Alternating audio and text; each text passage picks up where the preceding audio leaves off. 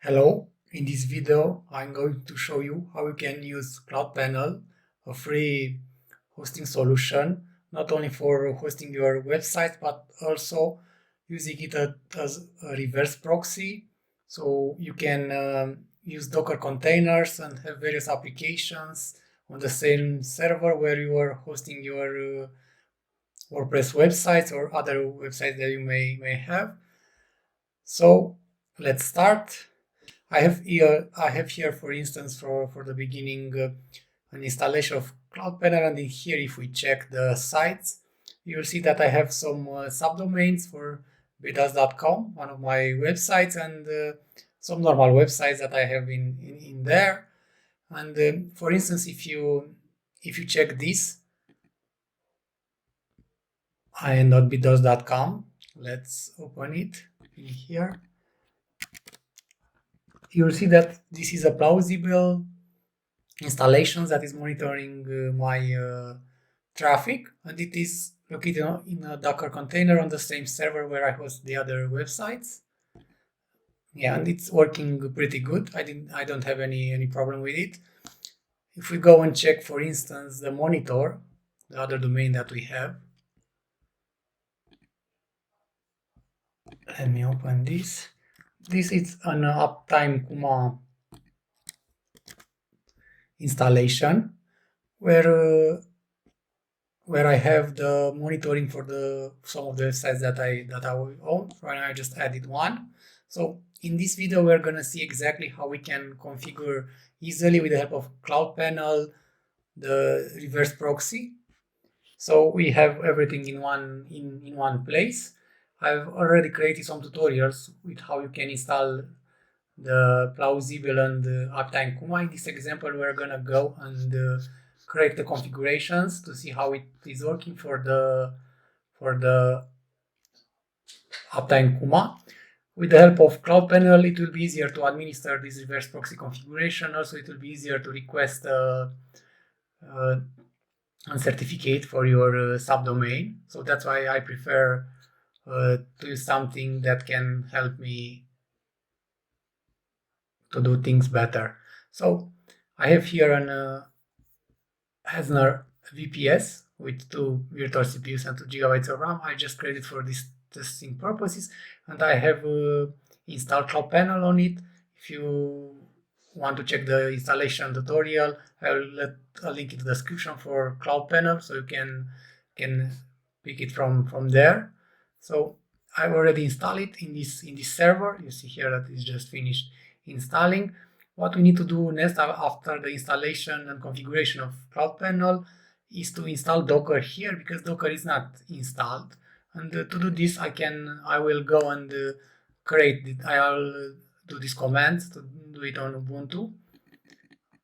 Okay, let's run them and see the installation. Okay.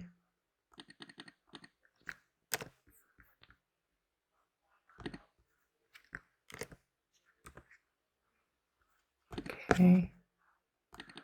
Let's run the update.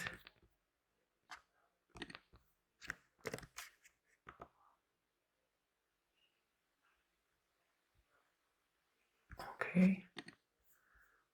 And then we're going to install Docker and Docker Compose. That will help us have these applications into Docker containers. This doesn't create any problems from what I've seen with CloudPanel, so you can have Docker and CloudPanel both linked. If you configure properly the configuration in nginx, you shouldn't have any problems having this reverse proxy with the help of CloudPanel. Okay, so right now we have Docker installed in here. The next thing that we're gonna do is we're gonna need to install this uptype, and I will just follow the documentation. First, I will create the volume directories in here. I'll follow this tutorial, and you'll see what it's different.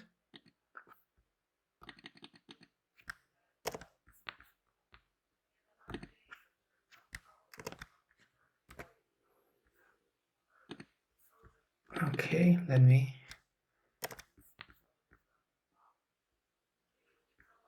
make the installation folder. Let's go into the installation folder and do a Docker Compose file so we can install this. Okay, I'll create this Docker Compose file. In here I will make this to run on port 8001, the Uptime Kuma.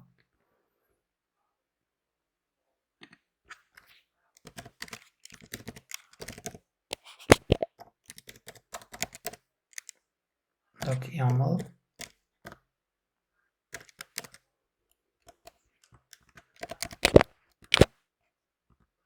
Okay, I created the Docker Compose file and I will just install it right now.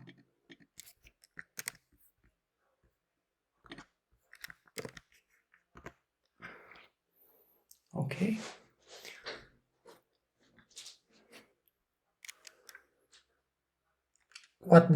What this command did is installed Uptime Kuma in a container. If we run docker ps, you'll see here the container and it's running on 8001 port. So right now what we need to do is to go and tell the CloudPanel to use this port as a reverse proxy. So what we'll need to do is to go, let me close this to have more space. In here I will add a site, for instance, I'll create an static HTML website that will not have anything, so I can create a certificate, have a user for it, and tell it to do the reverse proxy. And in here, it will be the subdomain or domain you want to choose for this Docker container. In my case, I will put uptime like this .bdos.com. And I will let the users like this. I will let this password. Okay, and right now the account, the website, it is added. Next thing that we need to go is to go and create a subdomain into the DNS for this, so we can direct this to the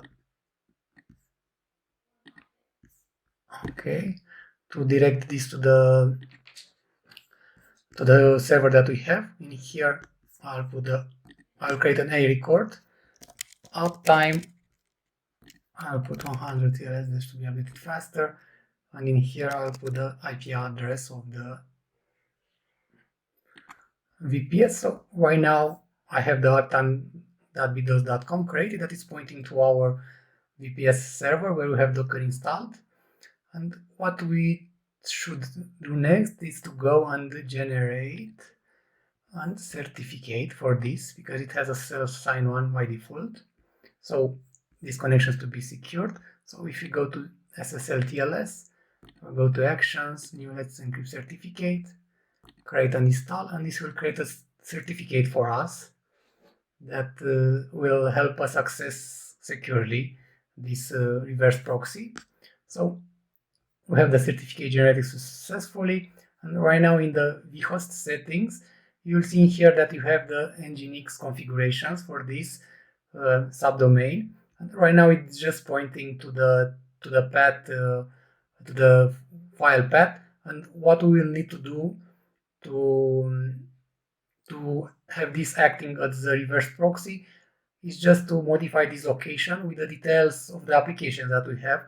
For instance, if I go into the installation file, in here you'll see that I have the configurations that are needed for this. So I have this location that will go to the localhost 8001 port, and it will use these headers so the Uptime Kuma can work. This is from their official documentation.